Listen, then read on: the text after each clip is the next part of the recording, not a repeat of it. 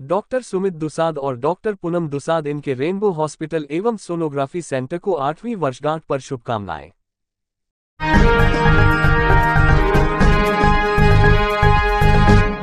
आमची आपल्याला विनंती आहे की यातून कठोरात कठोर शासन झालं पाहिजे, जेणेकरून पुढे कोणाची अशी हिम्मत झाली नाही पाहिजे। खामगांव में वरिष्ठ पत्रकार किशोर काका रूपारेल को धमकी देने वाले दोषियों को तुरंत गिरफ्तार करने का पत्रकार संगठन का निवेदन।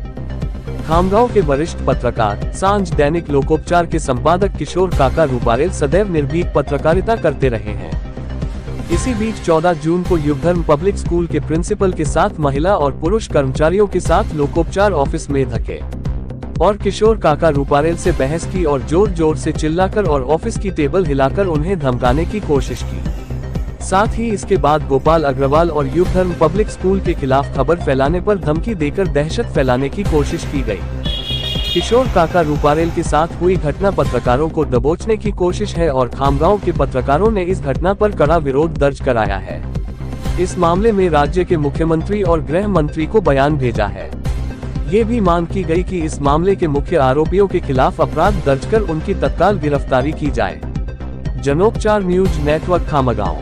ज्येष्ठ पत्रकार, सांझ दैनिक लोकप्रचारचे संपादक काका रूपारेल यांच्या कार्यालयावर काही महिलांनी जाऊन त्या ठिकाणी त्यांना धमकवण्याचा प्रयत्न केला। ज्या महिला ज्या संस्थेत काम करत होत्या त्या संस्थेतील शिक्षिका त्या महिला आहेत। त्यांनी जाऊन त्या ठिकाणी सांगितलं की आमच्या संस्थेचे अध्यक्ष यांच्या विरोधात आपण का बातम्या छापता आणि यानंतर आपण आमच्या संस्था अध्यक्षाच्या विरोधात बातम्या छापू नये आणि आपण जर त्यांच्या विरोधात बातम्या छापल्या तर आम्ही तुम्हाला बघून घेऊ आणि तुम्हाला चांगला धडा शिकवल्याशिवाय राहणार नाही, अशा धमक्या त्या ठिकाणी दिलेल्या। एकंदरीत पत्रकारांची मुस्कटदाबी करण्याकरता त्या संस्था अध्यक्षांना महिलांचा वापर या ठिकाणी केलेला आहे आणि पत्रकार कायद्याला कुठंतरी दाबण्याचा प्रयत्न केला आहे, पत्रकारांची मुस्कटदाबी करण्याचा प्रयत्न केलेला आहे। याच्या विरोधात या घटनेचा निषेध करण्यासाठी खामगाव प्रेस क्लबचे व खामगाव शहर व ग्रामीण परिसरातील सर्व प्रेस क्लबच्या संघटना मिळून आम्ही या ठिकाणी पत्रकार बांधवांनी मिळून या ठिकाणी निवेदन दिलेलं आहे। या घटनेचा आम्ही जाहीर निषेध करतो आहे आणि या दोषींवर कठोरात कठोर कारवाई झाली पाहिजे।